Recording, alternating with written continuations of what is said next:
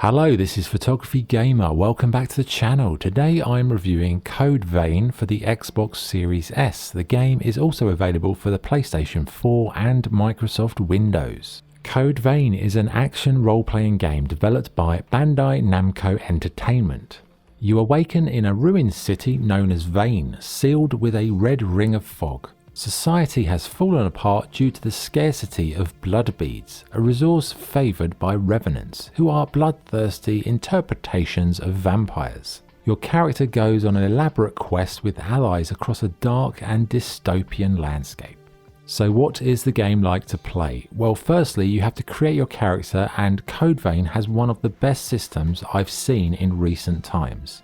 There's a vast array of options at your disposal, from facial features, outfit colours, hairstyle and many other things. Once that's done, it's off into the story, which is primarily focused on combat. Code Vein is a Soulslike of sorts, but if you don't know what that means, don't worry. Basically, enemies deal very large amounts of damage to your character, so every situation needs to be taken seriously. You can equip multiple weapons and skills, use blocking or dodging to evade attacks, all whilst balancing your stamina and health. There are several armor types to find and equip, as well as special items granting you temporary buffs for those tricky situations. But the biggest challenge in Code Vein are the varied and difficult boss fights. Admittedly, the first few are pretty basic, but the further you go, you'll really have to adapt your style or you will get stuck. This is where Code Vein comes into its own. Your loadout has, you have a blood code. Blood codes are special traits acquired from other characters or bosses, which grant you unique abilities and boosts.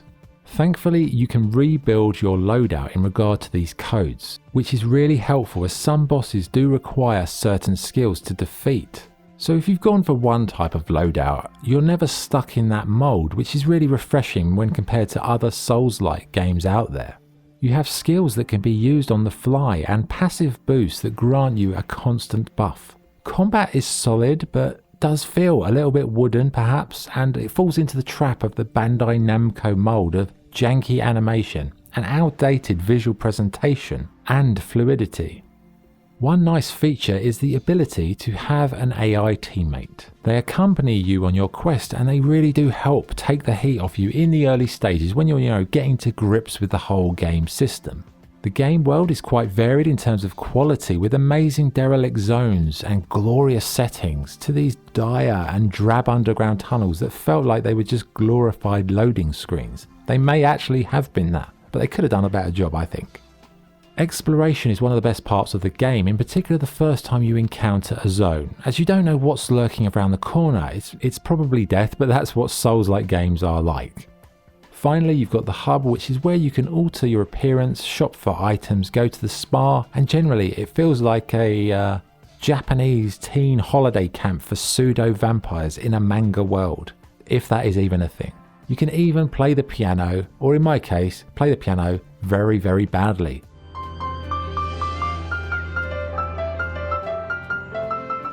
Graphically, it's the typical Bandai Namco style of visuals with wooden animation and outdated collision detection. The characters look pretty good though, with really nice detail, good customization options, and the game world generally looks fine. There's also a photo mode for the VPs out there, which is pretty good.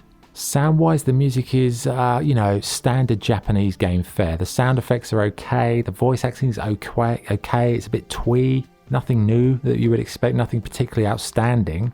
One annoyance though is that the sidekick you have, the AI teammate, my god, they never shut up. They come out with such drivel that you'll be sending the AI teammates packing in no time. Okay, what's good and what's bad? What's good? The character customization is excellent. The blood code loadout aspect is great for players who want to mix and match. Exploration is fun, and it's got a good photo mode. What's bad? The story is pretty uninteresting and poorly written. It's a bit too sterile to be considered a proper vampire game. The game world is hit and miss, combat is like a bog standard Dark Souls clone, and overall it's a game that wasted its potential. So what's the verdict? Code Vein has a lot about it to like, but sadly lacks that something special to make it worth coming back to over and over again. If you've got Dark Souls experience, then you will enjoy it for a time, but newbies to the genre might get turned off quite quickly to the obtuse enemy damage levels. It's like Final Fantasy meets Dark Souls with manga, anime, steampunk, vampire vibes. Despite having a really great character creator and an intuitive loadout system, in the end it left me feeling quite disappointed. It's another example of a game developer making a vampire-inspired game and really not getting the point of vampires. I really wanted to like it, and I did love making up all the characters. It's just a shame the game wasn't up to that sort of high standard. In the end, it's just another kind of mediocre Dark Souls clone with only minor differences that don't do enough to make it stand out from the crowd. So my score for Code Vein is 7 out of 10. Okay, that was the review. Thanks for watching. If you enjoyed the video, please like and subscribe. But for now, this is Photography Gamer signing off. Thank you.